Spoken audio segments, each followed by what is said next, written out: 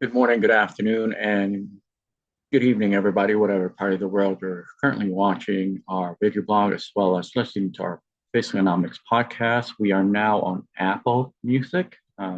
Hopefully, for those that are using and utilizing Apple tools and um, platform, you are now able to gain access to our podcast. With this said, I'm going to try to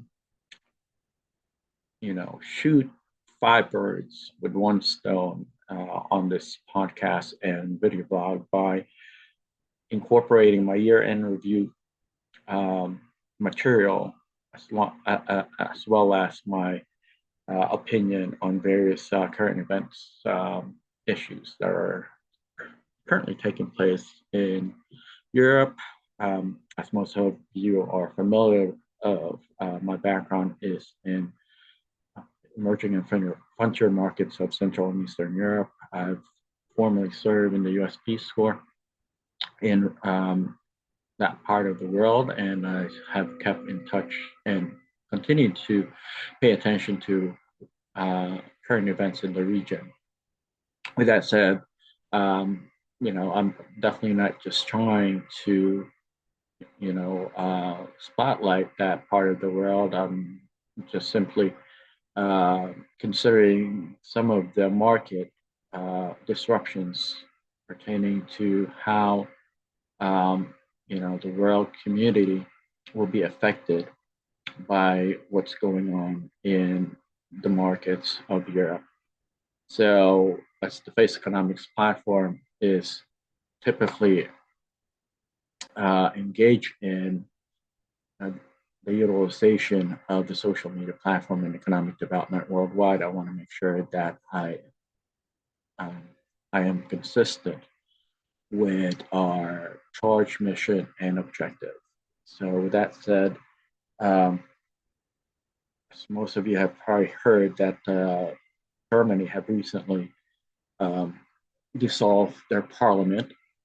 Um, Mr. Schultz have been deemed um, unable, or the parliamentarians in the president's office have lost confidence in his ability to lead German uh, objectives, both locally and internationally, as it pertains to the region within the European Union.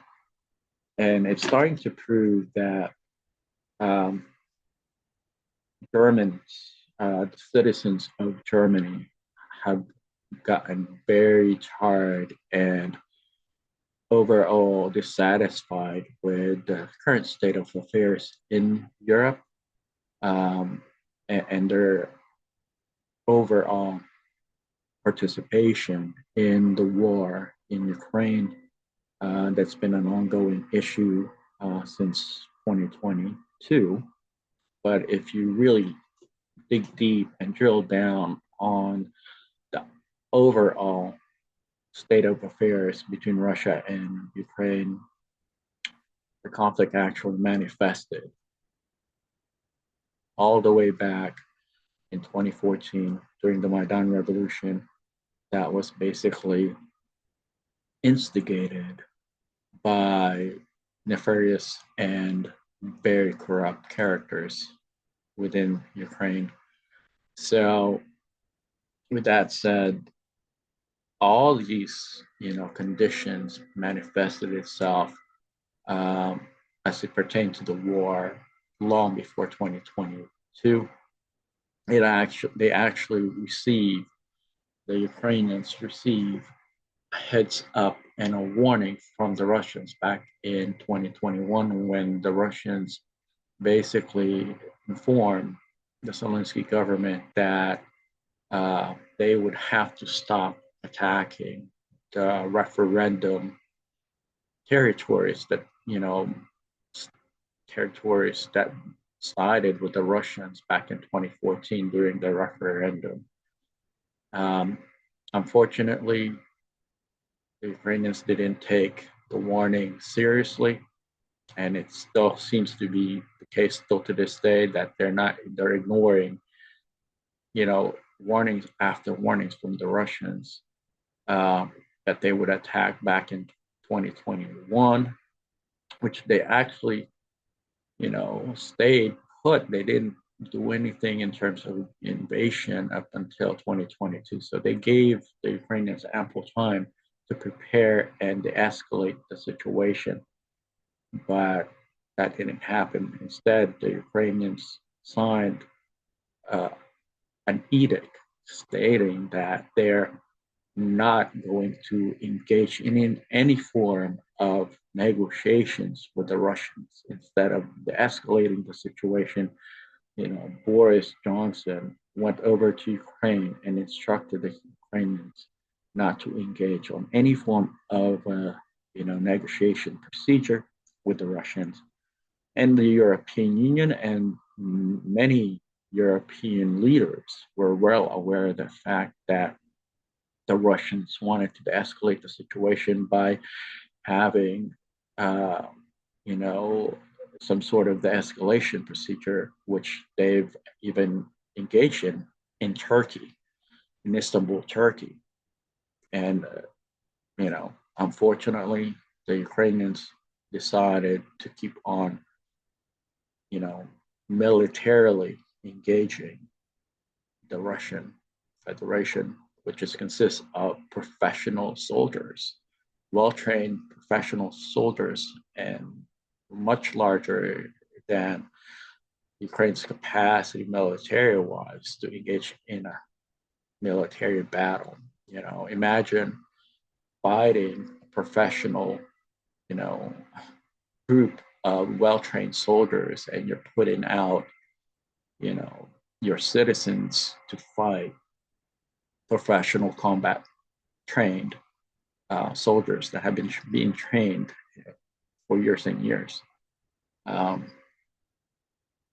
Everything could have been escalated, as I mentioned, back in 2021, before the Russians ultimately decided to move forward with their operations outside those referendum territories like Crimea. So Europe and many European leaders are well aware of what was taking place back in 2021. Until to this day, many of them have decided not to admit, their miscalculations and overall misinterpretation regarding having Ukraine join the European Union as well as NATO. And that is also, basically applied to the Biden-Harris administration, in which they basically did not fully appreciate the gravity of a war situation between Ukraine and Russia. Instead of de-escalating the problem and getting both sides to talk, the Biden-Harris administration opted not to engage a diplomatic solution. So now, many European countries, including Hungary and Slovakia, are trying to de-escalate the situation by connecting with the Russians and trying to develop some sort of diplomatic dialogue between the US and Russia, as a new administration is about to take place. All of those lives lost and assets destroyed and human suffering and hardship could have been prevented had calm minds prevailed back in 2021. Okay, and I believe now that it is in the middle of a winter season in Europe, many Europeans have basically voiced their satisfaction, concern, and their confidence in their elected leaders. And Germany was one of the most powerful countries in Europe. It's now experiencing the dissatisfaction of the German public. And I feel that that's going to, trickle down to other European countries, um, which is very counterproductive in terms of market stability, political stability, and overall geopolitics in the region. Um, I've been monitoring Central and Eastern Europe in terms of market and strategic, economic development procedures and solutions for these emerging and frontier markets of Europe. And I cannot see any reason why there is a war right now in Europe, to be honest with you. Um, I mean, everything could have been escalated and amicably solved had the right people and the right minds and the right logic were deployed as they pertain to Ukraine and Russia. And even the Russians, believe that even though they have more capabilities, they have more military power and assets, believe that the war should have been escalated a long time ago. So they weren't really interested in having a full, blown war in Europe, and they're not even interested in entering the whole Ukraine country. You know, they're basically situated themselves outside of Kiev and outside of many of the western sections of Ukraine. But today, the Ukrainians are using attack missiles to, basically penetrate into Russian territory as if they want to further escalate the situation, which is simply unbelievable. It's like the most unproductive, very unrealistic solution to this um, conflict. It's like they're trying to escalate a problem that they know they don't have the resources to escalate or even engage in.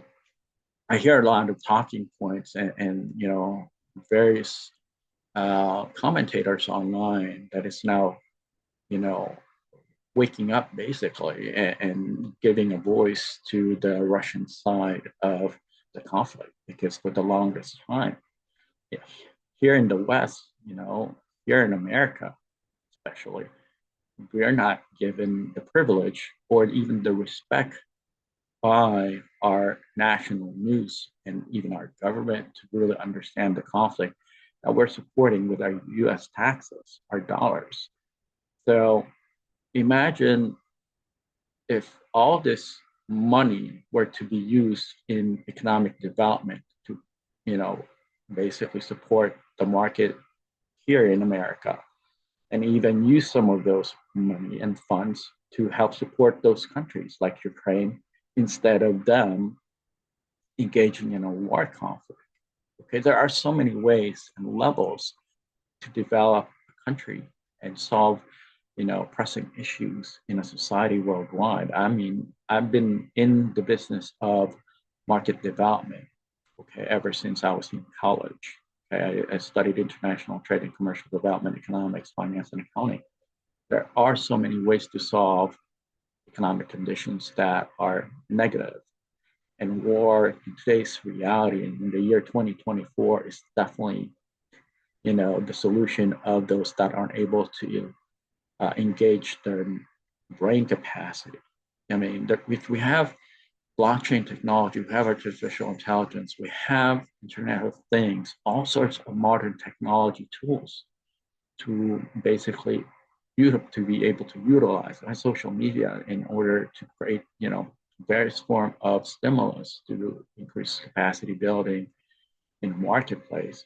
Why are we still engaged in a war situation? Okay, folks. So I think it's proving that many of the European special citizens in affected countries of Europe have just had enough of this war. They're very vocal, and like I said, the German Chancellor Scholz have been deemed less of a problem solver and solution provider today because of the current crisis in Europe. Okay, Europe is by far one of the wealthiest, one of the most educated, one of the best equipped continent in the world to sustain economic development.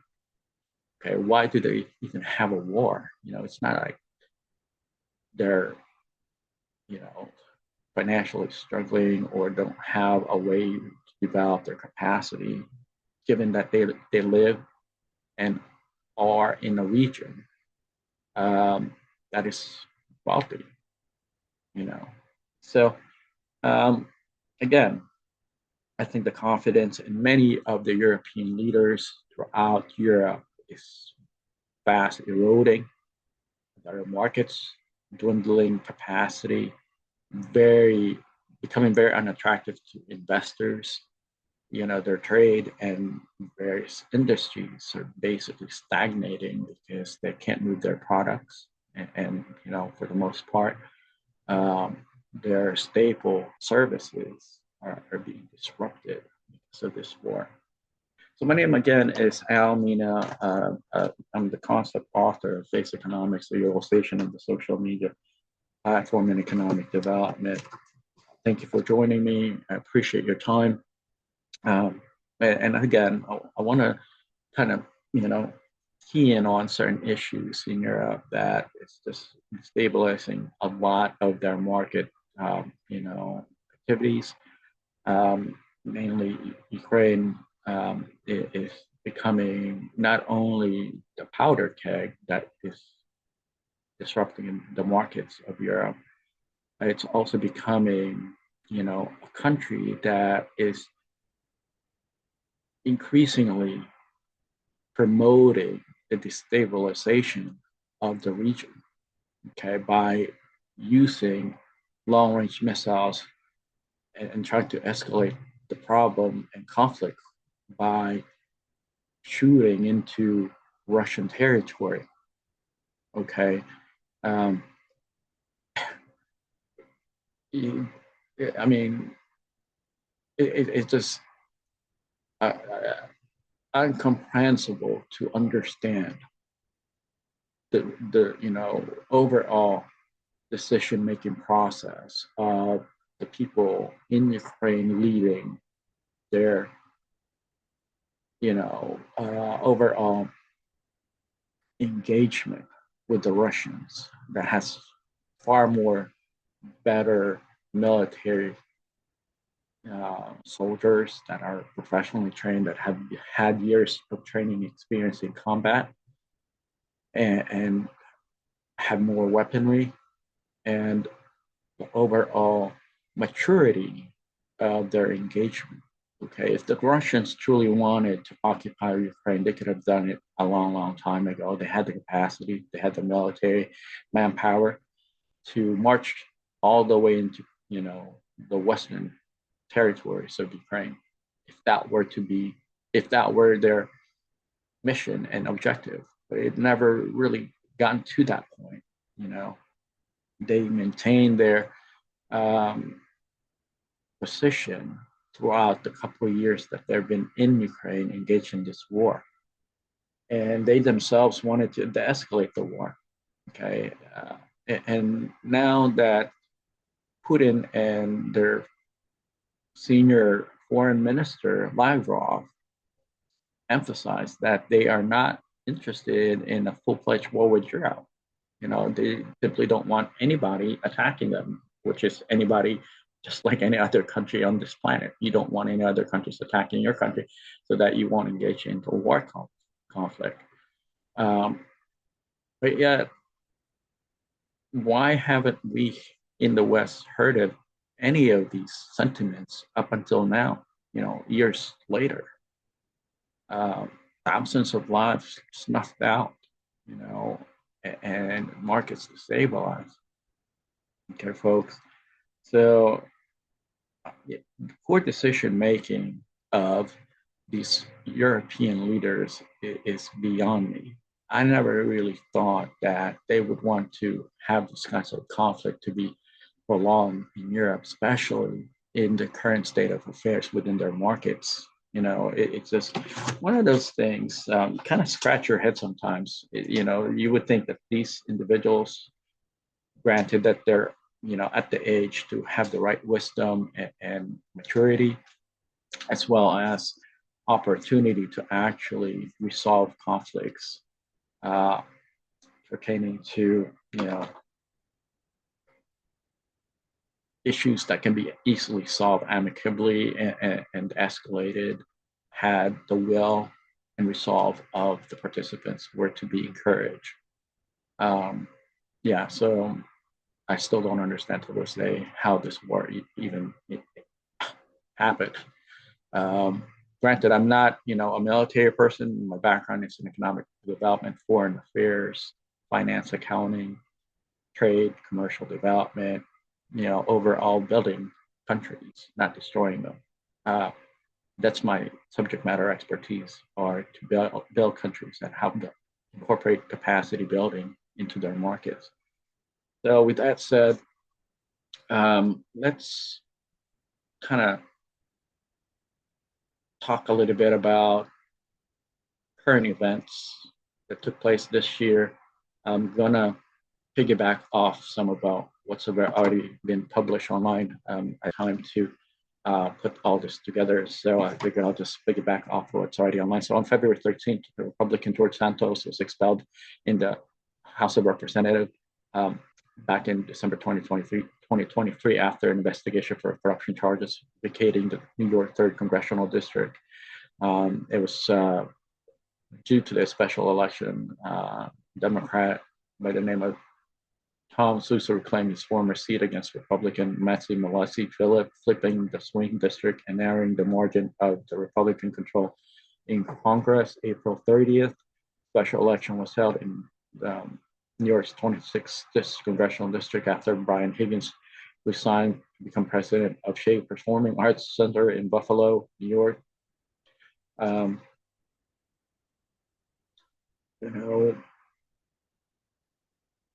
There's also the time where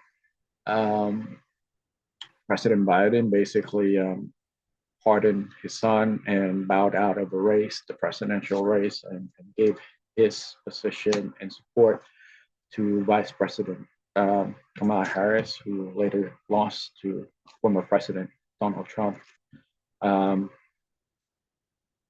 Obviously, there's been quite a bit of issues and situations that took place that is not as pronounced within the country, and unfortunately, most Americans are simply not interested in current events and politics and various forms of economic type of activities happening worldwide. So that kind of lessen the opportunity for various opinions, subject matter experts to share their insights pertaining to how things can be solved. I think if we continue to support these kinds of transfer of knowledge in our society and market, we would have a well balanced and much more intelligent population. So there's quite a bit of stuff that happened back or still in the year 2024. We got about 4 more days before the New Year's, but I just thought I kind of talk about some of these issues that came into my peripheral vision regarding what had taken place this year. So also back in January, there was an Alaskan flight that had suffered uncontrolled decompression and their emergency exit door basically blew out, and they had to land in Portland. Um, Tons of stuff that happened, um, but predominantly of what really took the front and center. Um, you know, Stage pertaining to current events is what's going on in Ukraine and Ukraine and Russia. So that's been overall case and subject that people are very interested in learning about, and even people within the business community is paying attention closely to the overall market disruptions that the war is basically uh, permeating around the world. See what else happened. So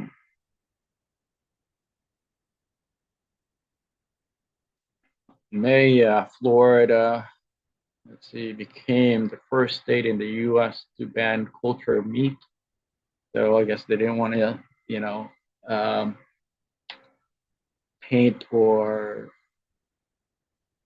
even create meat byproducts that aren't 100%, natural, which is good.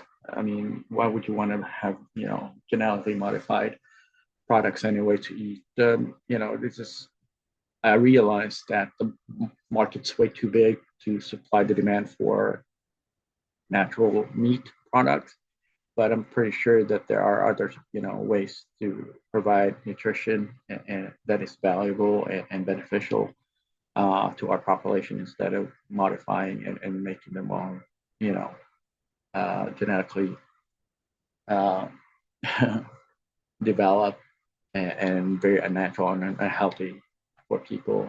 So I'm glad that there are individuals in our market that is still looking out for the best interests of our population. Uh, this also there was an event back in May where a Pennsylvania jury orders ExxonMobil to pay $725.5 million to a former mechanic, claimed that the company's gasoline and solvents caused him to develop leukemia. Wow, imagine that. See. Um, On June the 1st, Ticketmaster, parent company Live Nation, submitted an SEC filing acknowledging a data breach of customer information potential affecting 560 million users and 560 million users. Imagine the size of the people that were basically affected by this breach. I mean, wow. You would think that in today's reality that these kinds of data breaches is now, protected and well managed, but I don't know how these breaches are even still taking place. I mean, we have artificial intelligence nowadays. There's so many, ways data can be protected, and still it's happening in the year 2024. Just a few days ago, I was reading and listen. Well, actually, not reading, but I was listening to Jimmy Dore's show, and he had John Stossel came on with his expose material, where he basically was talking to a subject matter expert on, data infiltration and data spying via, Gmail and various Google platforms, which, kind of yeah, I know it's happening. It didn't really shock me because I've experienced it myself, but I'm glad that I wasn't just the only one that was having those misgivings regarding, these giants, these social media giants that are violating our civil and human rights by using by using their platform and them getting access to our material without our permission. It's just sad that you have people like that. That's so evil when people abuse their power that way. Because there's no way for us to know who they are. There's no identification on who it is that's reviewing our content. Yeah, just really crappy. You would think that there would be more ethical people in this world, especially when they have that kind of authority over the population, but it didn't, unfortunately, it wasn't the case. So last July the 9th, 75th NATO Summit was held in Washington, D.C. I actually went to that summit. I didn't attend it. I just went and basically observed from the outside. But it was a pretty interesting summit. They invited Zelensky, which, at that time he was, as far as what I understand, it was no longer the president of Ukraine. His mandate ended in May of this year, so they had him come anyway, which I thought was pretty interesting. On July the 21st, President Biden announced that he will withdraw from the 2024 presidential election and basically endorse his Vice President Kamala Harris, who became basically the presumptive nominee for the Democratic Party the next day. And then Secret Service on July 23, Secret Service Director Kimberly Shields resigns following the widespread criticism of her department's action during the attempted assassination of former President Donald Trump. I actually did not see, what took place live, but a few hours later, somebody, contacted me and told me to, look it up, and which I did. Crazy enough, it did take place. Imagine in the year 2024, folks, we're still dealing with issues that have taken place back during John F. Kennedy's time, and even prior to John F. Kennedy's time. It was like we're constantly recycling stupidity in our country. It's like we don't want to be unstuck from stupid. It's like, these copycat people that, they're trying to bring back the past and try to disrupt societies around the world that is doing their best. I mean, they're trying to improve quality of life. They're trying to improve the political system. They're trying to increase, the overall solution to their pre-existing condition. And then you have people like this that are just, they don't have any other things to do with their life. They're so freaking bored and just violent, so that they figure they'll just, inflict harm to people. And, it's sad that this kind of crap happens. So what else happened back in this year? So let's see what's interesting.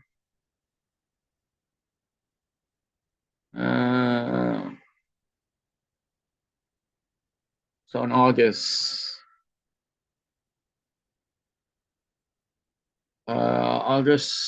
the 6th, the FBI announced the launch of investigation into Tennessee Representative Andy Ogles as a result of allegedly fraudulent campaign spending. Such warrant was issued on 2nd of August, and his cell phone had been seized.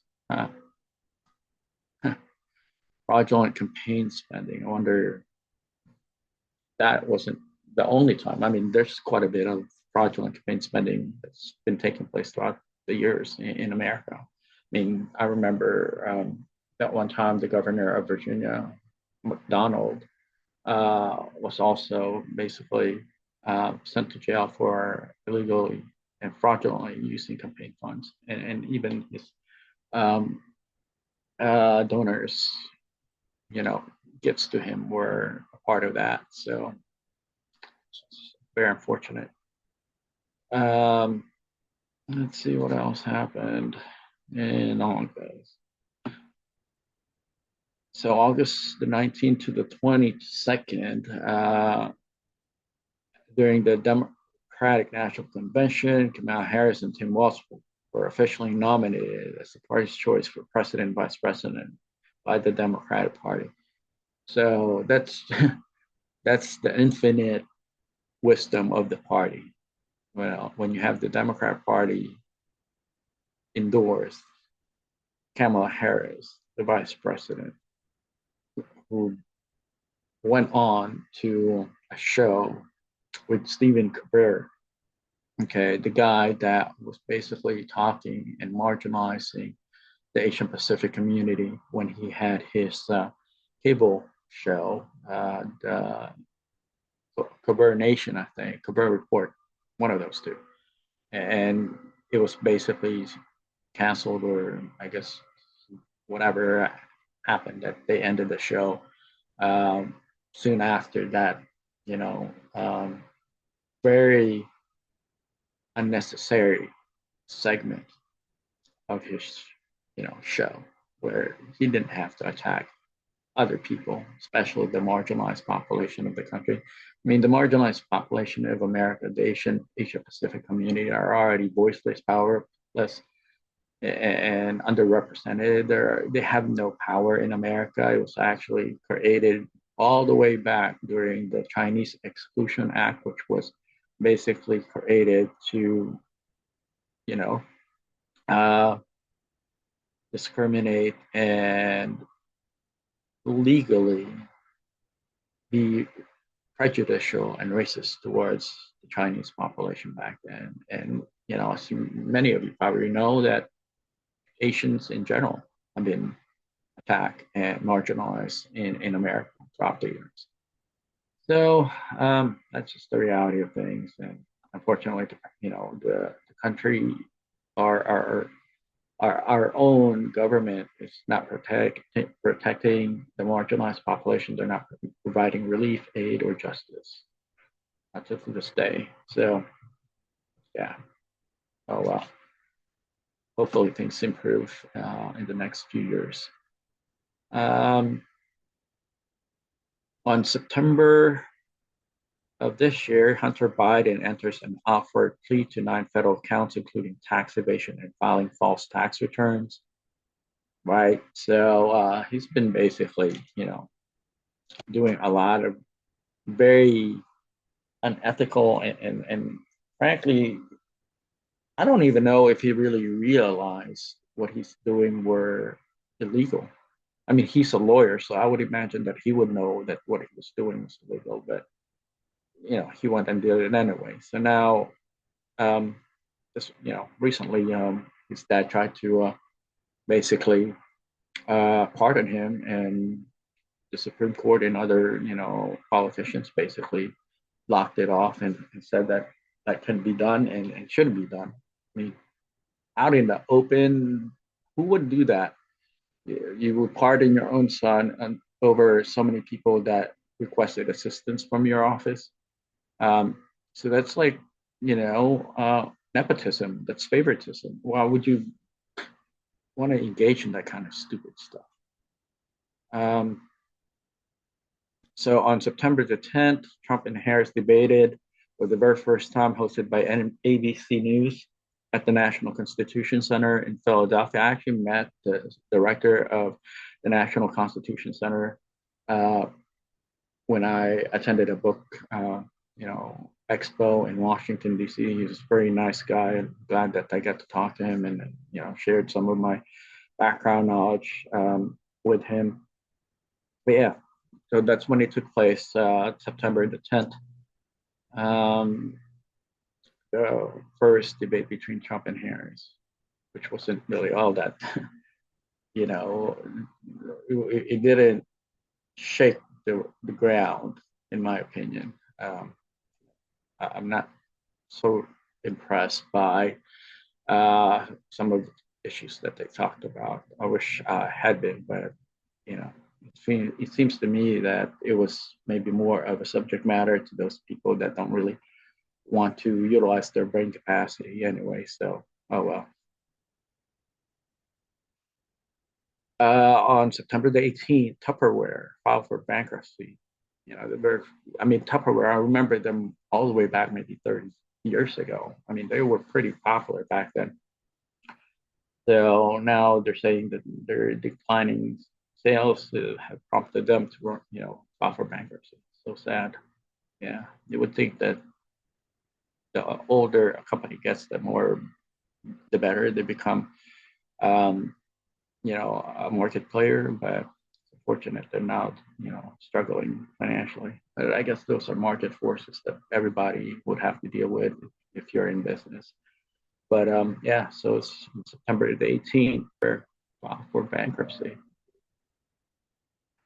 So New York City Mayor Eric Adams is indicted following federal corruption investigation on September the 25th. So I've been paying attention to this case for some time now, just because I know that Eric Adams is somewhat sketchy in many ways of how he deals with people and some of his, you know, uh, behind closed door type of activities. So, um, I guess this federal corruption investigation just pretty much, reinforced my overall attitude towards him and how I saw him prior to, all this scandal. So let's see what else happened. Let's look at October.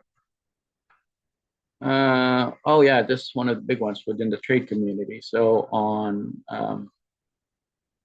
in October, the first, uh, there was a nationwide port strike. Okay, these are dock workers at 36 ports began 3 days of strike action due to disagreement over compensation and the use of automation. So that just is, sign of what's going on in the market, folks, with automation and modern technology. Many of these blue collar workers are very dissatisfied and disenfranchised by the overall market events that are happening due to modern technology. And that's just going to keep on happening, as people engage and develop new solutions to, wage, not wages, but within the labor market. You're going to see a lot of people losing their jobs and overall livelihood due to modernization. And I guess in a way, it's a good thing that we're modernizing our labor force and markets, but we definitely need to provide an alternative training for these workers that are, being disrupted in terms of new technology taking over their jobs or increasing the capacity in which some of the workers that no longer need to work as long hours or as hard um, due to technology. So you would think that they would want to welcome, which I guess many do welcome, the modernization of the workforce. It's just that there are always going to be those that are undereducated and underskilled that will basically feel the effects of these modernization advancements throughout the labor sector. Let's see, the EPA, the Environmental Protection Agency, set a 10-year deadline to replace all lead water pipes in the US, which is awesome.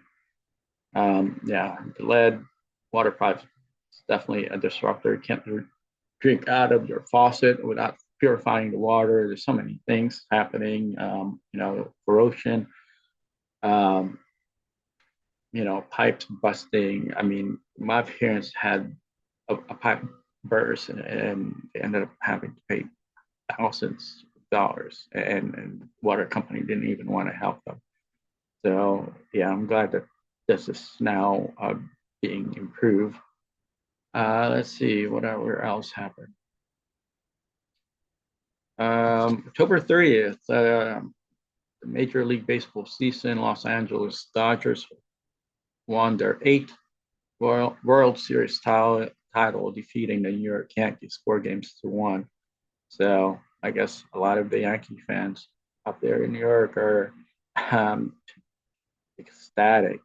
I mean, this has been an ongoing rivalry between the Dodgers and the Yankees for ages. Yeah, I remember when I was even in middle school where this is a major, it's an issue. It's like the, World Cup in baseball in the U.S.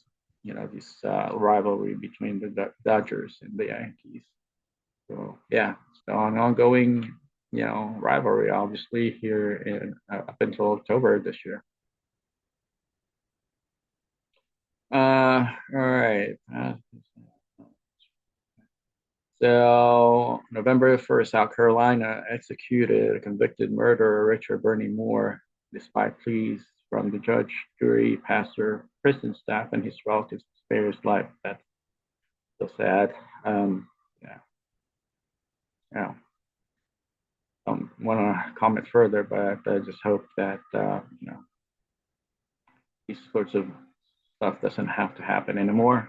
That there would be better quality of life provided to our population here in America, so that these kinds of issues uh, happen again. Sad that these crimes and social problems keep on you know advancing in our society, and I hope that our new government would find a solution to these kinds of situations and conditions, so that we won't have these kinds of problems, social problems in the country, or not as prevalent at least. All right. In terms of entertainment, I'm not so big on entertainment. I hardly pay attention to what's going on in Hollywood, or within the entertainment industry. But I figure I'll just go ahead and mention this. Um, Taylor Swift concluded her Eras tour in the United States at Lucas Oil Stadium on November the 3rd. That was in Indianapolis, Indiana, with the highest grossing concert tour of all time. So several $1 million worth on that tour, and just within a year. On November the 6th, Biden announced the expedited granting of over $6 billion in military aid to Ukraine, on top of the hundreds of billions that we've already sent to Ukraine in form of military support and uh, funds to help the Ukrainian government. Okay, I don't want to expand on this too much, because I don't want to, lose track on whatever it is I wanted to talk about during this year-end review. But my position regarding the war in Ukraine, between Russia and Ukraine. So maybe we'll talk about that on a different time. Let's see. School shooting on November the 10th. One person was killed, 16 others injured during a school shooting during a homecoming weekend party at Tuskegee University. So yeah, like this had never ceased to happen. Like there's always some sort of mass shooting going on in the country. I don't know why that is. Uh, November 11th, Maryland Governor Wes Moore posthumously commemorates abolitionist Harriet Tubman, one-star general in the Maryland National Guard, celebrating her for Veterans Day. So Harriet Tubman was a very instrumental civil rights leader that has done a lot of good and courageous, activities for the African American community, and I commend her. I'm glad that she had walked this planet and used her life to make a difference. Oh, congratulations, Miss Harriet Tubman, uh, for becoming a one-star general. Let's see. On November the 12th, after Donald Trump, or President-elect, I should say, Donald Trump won, he had selected South Dakota Governor Kristi Noem as Secretary of Homeland Security, Senator Marco Rubio as the Secretary of State, Fox News host Army veteran Pete Hegseth as his Secretary of Defense. So he has, I guess, started thinking about who it is he wants to put in key government positions long before he even won. So I'm glad that he published um, his cabinet members early on before he were to be inaugurated in January. Let's see whatever else happened in November. Okay. So one of Donald Trump's pick, Matt Gaetz, as his attorney general, basically withdrew back in November the 21st due to an ongoing congressional investigation against him. So he withdrew his nomination for attorney general, Mr. Matt Gaetz, on November the 13th. November 14th, satirical news. The Onion purchases Alex Jones Infowars at a bankruptcy auction. So, as you all know, Alex Jones Infowars was one of the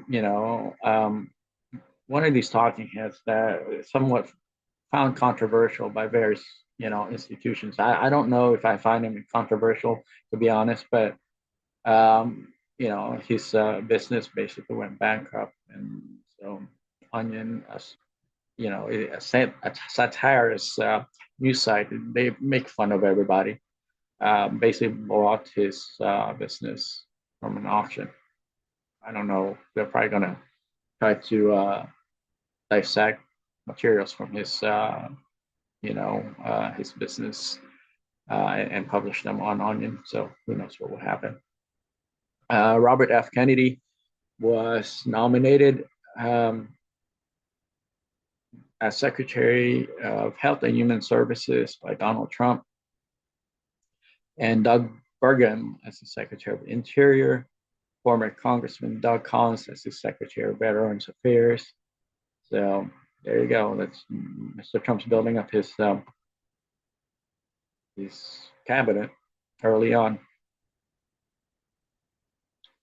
November the 21st, Jussie Smollett hate crime hoax. The Supreme Court of Illinois vacates the conviction and sentence of Jussie Smollett for his staging of hate crime against himself due to violation of his due process rights. So, y'all know Mr. Smollett staged a hate crime event claiming that white supremacists or white racist men had tried to attack him. And turned out to be it was a hoax. It was staged, and I don't know why the Supreme Court of Illinois decided not to persecute him, but they're claiming now it's a due process right issue. I don't know. Maybe they're going to penalize him or reprimand him differently, or less of what the gravity of the actual conviction would have been had they pursued this hate crime hoax to the full extent of the law. So I don't know, something must have happened, and they've decided to maybe slap his wrist. I don't know, whatever. That's their problem. Trump picks hedge fund investor and former Yale professor Scott Bessent as the Secretary of the Treasury. Congresswoman Lori Chavez de Remier as the Secretary of Labor, and former Texas State Representative and retired NFL player Scott Turner as the Secretary of Housing and Urban Development. So I guess you guys know about my case with HUD, with Housing and Urban Development, and I'll discuss those that case particularly on a different podcast. So let's move on to December, and then we'll close off this year-end review. Thank you once again for joining me. My name is Al Mina, concept author of Faceconomics, the realization of the social media platform in economic development worldwide. Just figured I'd do my year-end review early this year. I typically do it a day before the new year or on the new year. But I figured I've got several projects that are ongoing, so I figured I'll just go ahead and finish off this year. I'm at least this podcast before the New Year's. So let's see what else happened. In December the 2nd, Elon Musk lost his bid to reinstate a paycheck package to the tune of $56 billion. Wow,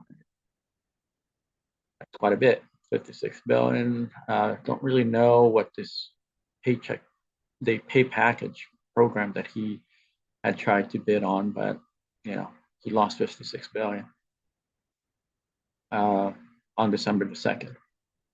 December the 5th, a magnitude of 7.1 earthquake occurred off the coast of California, being felt hundreds of miles away. A tsunami and earthquake warning were sent out across California, Oregon, and Washington state.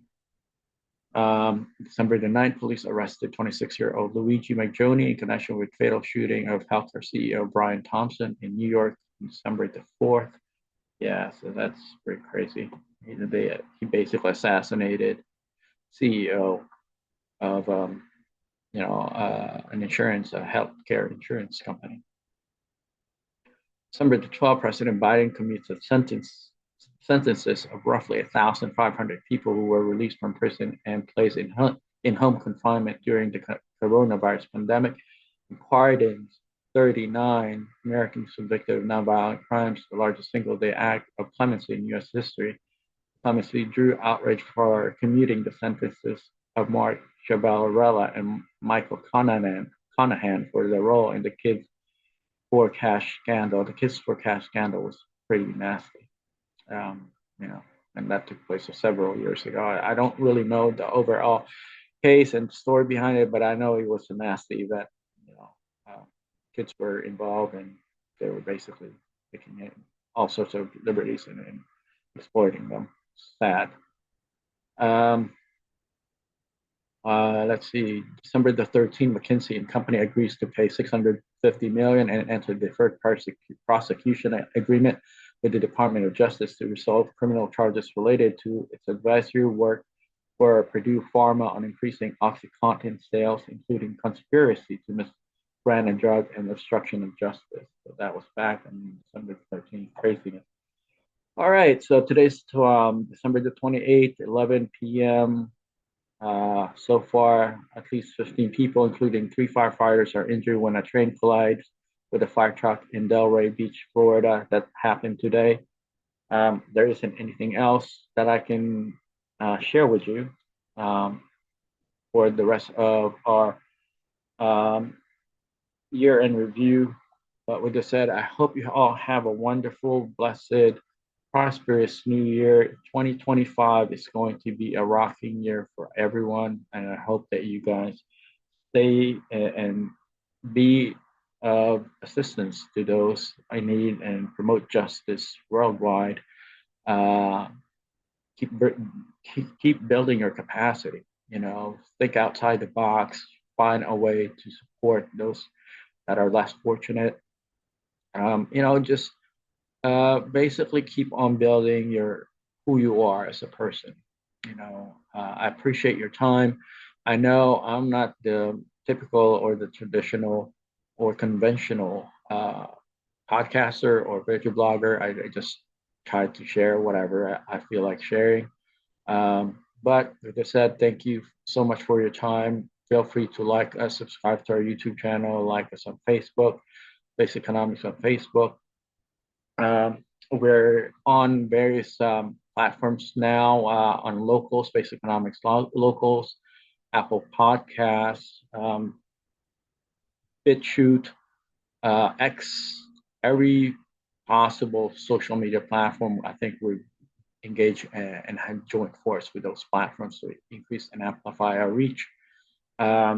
Thank you again for your time. My name is Al Mina, the concept author of Face Economics, the utilization of the social media platform in economic development. And, please, like I said, if you can make a difference in this world, do your best to do so. With this said, thank you for your time. Good night.